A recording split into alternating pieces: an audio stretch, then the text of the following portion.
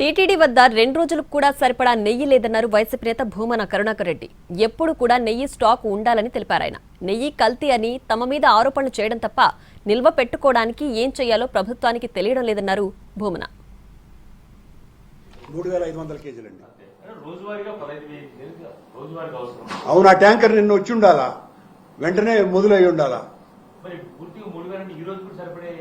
లేదనే కదా నేను చెప్తున్నది. అంటే అన్నాను, నేను 2 రోజులకు కూడా సరిపడే నెయ్యి లేదు అని అన్నాను. 3500 అంటే ఒక రోజు కూడా సరిపోదని అర్థం. ఇంకా తిరుపతిలో షాప్స్ అండ్ స్టోర్లోను, పశుపతి ఆ చోట్లోను అటు చోట్ల కొనుక్కోవాలి ఈ రోజు రేపు.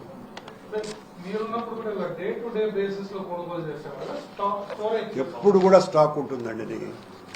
అలా డే టు డే కొనేదానికి ఇదేమన్నా చిల్లర అంగడి కాదు, లేకపోతే స్వీట్ దుకాణం కాదు. వెంకటేశ్వర స్వామి ఆలయం చాలా పకడ్బందీ అయినటువంటి నిర్మాణం ఉన్నటువంటి సంస్థ అది.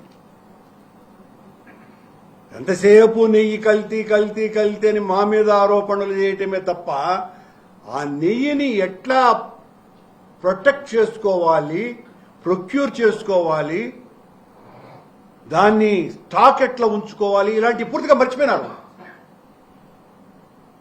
అసలు విషయాలు మర్చిపోయి దాడులు చేయడానికే కాలం అంతా కూడా వెళ్లబుచ్చటం కారణంగానే ఈ రకమైనటువంటి ఇబ్బందులు టీటీడీకి వస్తున్నాయి.